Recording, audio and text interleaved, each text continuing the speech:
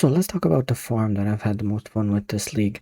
I know a lot of people didn't like this farm before the buffs. A lot of people still don't like this farm after the buffs.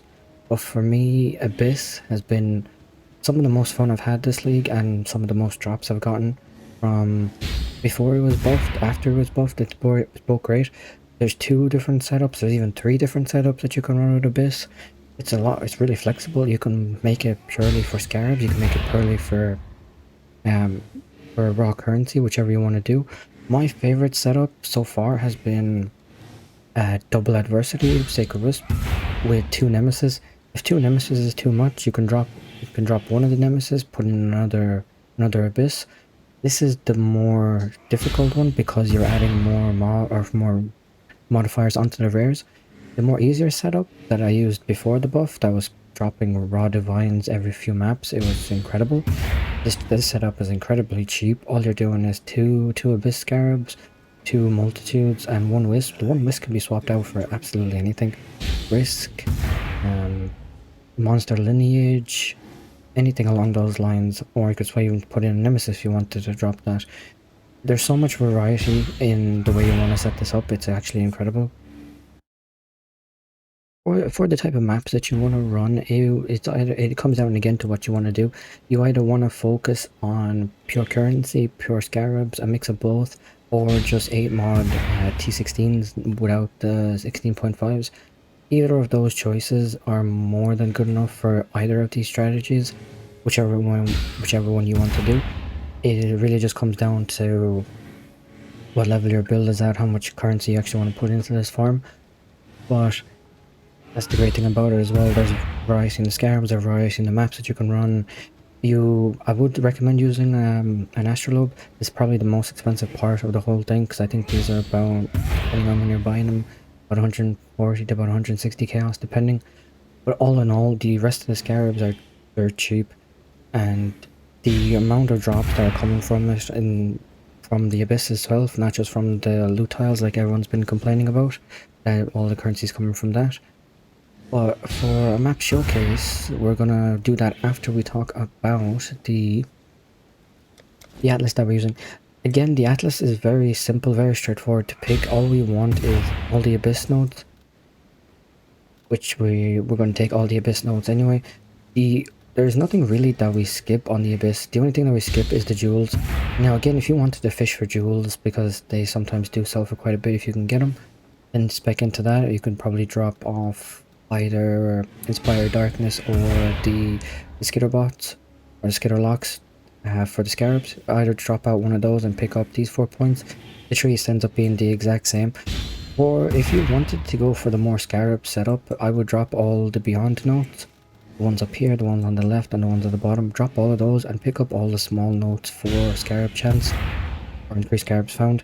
Just pick up all of those if you wanted to fully focus on the scarab side of this farm. If you didn't want to do that, I would recommend this tree because beyond and currency, it just kind of goes hand in hand. There's a lot of things that beyond can drop that's valuable. In general, the more mobs are in a map, the better it is. It does make it a bit more difficult, obviously, because it's, again, more mobs. If your build's not able to clear it, you can struggle a little bit, especially if you're doing double nemesis. But this atlas will be linked down below. There is a couple other things you could change if you didn't want to do beyond, but you wanted to do the currency one, but you still wanted to go fast. I would say you could pick up heist. Pick up most of the heist nodes, so that way you have 100% chance to spawn it. The heist blueprints, the one with the enchant modifiers on them, are still selling for quite a lot. So there is no stopping, you kind of just click it and off you go. So if that's what you wanted to focus on for the currency side over beyond, you can. Is it better than the beyond? Probably not. But like I said, there's so many different ways you can set this up. It's kind of each to their own. Like for example, if you didn't want to do beyond, drop all of the beyond, pick up all the merc stuff because we're on that side of the tree anyway. Pick up all those stuff. We're on the side of the harvest if you wanted to do that. There's a lot of variety, as I said. You're not just stuck with Abyss, Beyond, and that's it. You can kind of pick up whatever you like.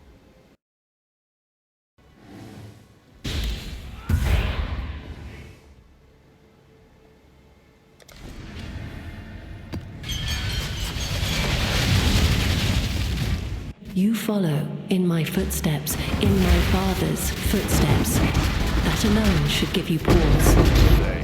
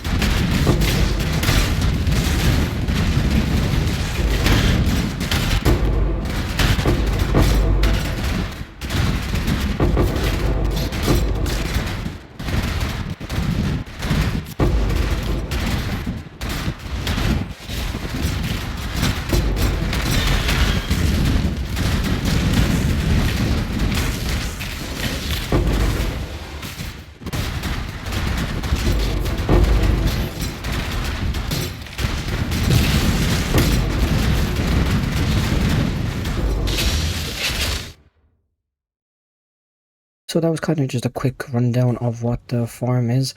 Now this there's some one map showcase. The good thing about this farm is maps are incredibly quick. You're in and out in, depending on your build, probably less than 90 seconds, 2 minutes at most. You can get a lot of these maps done quick. A lot of vaults opened up, a lot of anomalies done.